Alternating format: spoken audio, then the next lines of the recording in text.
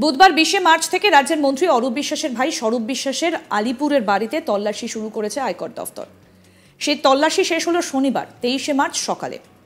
অর্থাৎ খাতায় কলমে টানা 70 ঘন্টা ধরে তল্লাশি চালায় আয়কর দফতর। যদিও এই আয়কর হানায় স্বরূপ বিশ্বাসের বাড়ি থেকে নাকি কিছুই মেলেনি, দাবি করেছেন এমনই স্বরূপ বিশ্বাস। তিনি জানান আয়কর দফতরের অফিসারদের সঙ্গে পূর্ণ সহযোগিতা করেছেন, এমনকি আয়কর দফতরের অফিসাররাও তাদের সঙ্গে খুবই ভালো ব্যবহার করেছেন বলে দাবি করেন স্বরূপ বিশ্বাস।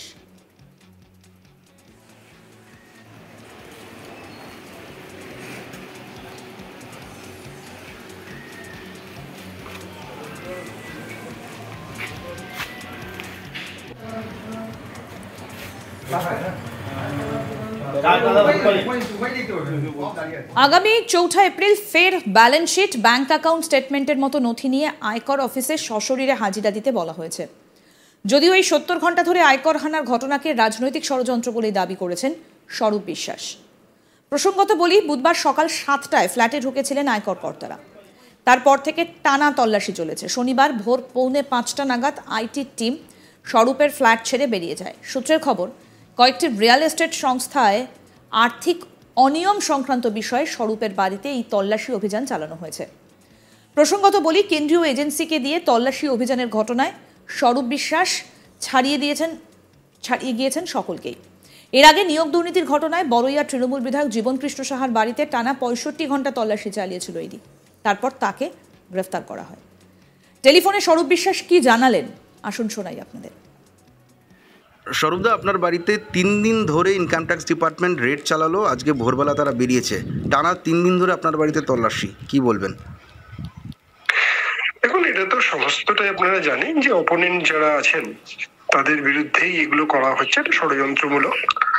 তো ঠিক আছে, দেখুন, ওনারা তো সরকারি আধিকারিক, ওদের কিছু করার নেই। তবে ওনারা সত্যি খুব ভালো ব্যবহার করেছেন। ওনারা কখনো আমাদের সঙ্গে বাজে ব্যবহার, মিসবিহেভ করেননি বা কোনো অ্যাবিউজ ল্যাঙ্গুয়েজ ইউজ করেননি, এবং আমরাও 100% কোঅপারেট করেছি। ওনারা যা যা জানতে চেয়েছেন, যেভাবে খুব চেয়েছেন, আমাদের বাড়ি পুরো সার্চ করা হয়েছে। পুরো বাড়ি সার্চে আমরা ওনাদের সহযোগিতা করেছি। প্রত্যেকটা রুম ওনারা সার্চ করেছেন, প্রত্যেকটা কাভার সার্চ করেছেন। আমরা সমস্তটাই ওনাদের খুলে দিয়েছিলাম যে আপনারা দেখে নিন। ওনাদের কাছে ইনফরমেশন ছিল যে অনেক কিছু পাওয়া যাবে। আমাদের বাড়িতে ফাইন্ডিংস জিরো। আমাদের না কোনো ক্যাশ সিজ হয়েছে, না কোনো অর্নামেন্টস বা জুয়েলারি সিজ করা হয়েছে, কিছুই করা হয়নি। তোরা ফাইন্ডিংস করেছেন। আমাদের একদিনের মধ্যেই প্রবলেম সলভ হয়ে গেছে, বাট সব বিষয়টা প্রেশার থাকে, তার জন্য ওনারা 2 দিন থাকতে বাধ্য হয়েছেন। সেটা তো ওনারা বলতে পারেন, 2 দিন আরো হয়তো সময় লেগেও থাকতে হয়েছে ওনাদের। তো আমরা কোঅপারেট করেছি, ওনারাও কোঅপারেট করেছেন। আচ্ছা, আপনার বাড়িতে তল্লাশি কেন চালানো হলো? কোন মামলার সূত্র ধরে? যেটা বলা হচ্ছে, 2টো রিয়েল এস্টেট কোম্পানিতে কিছু আর্থিক তছরূপের মামলার সূত্র ধরে আপনার নাম পাওয়া গেছে, এবং সেই কোম্পানিগুলোতে কিছু কালো টাকার লেনদেন হয়েছে, যার সূত্র ধরে আপনার নাম আসে। সেই সূত্র ধরেই আপনার বাড়িতে তল্লাশি অভিযান চালানো হচ্ছে। ব্যাপারটা ঠিক কেন? আপনার বাড়িতে কেন তল্লাশি অভিযান চালানো হলো?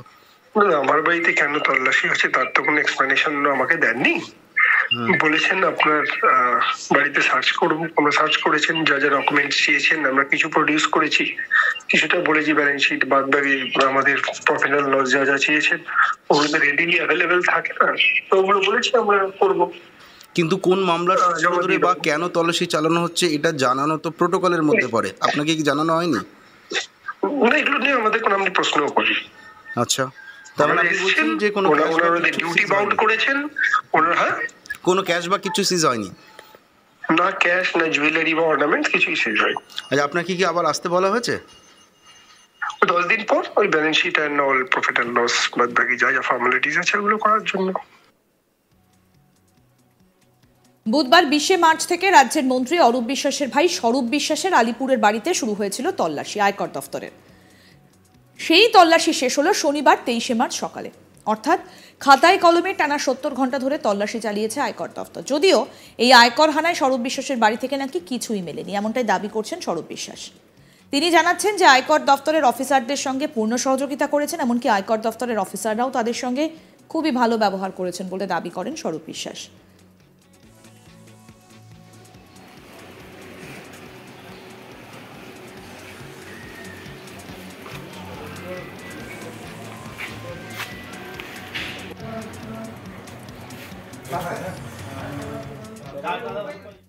আরও আপডেট পেতে দেখতে থাকুন আজ তাক বাংলার ইউটিউব চ্যানেল।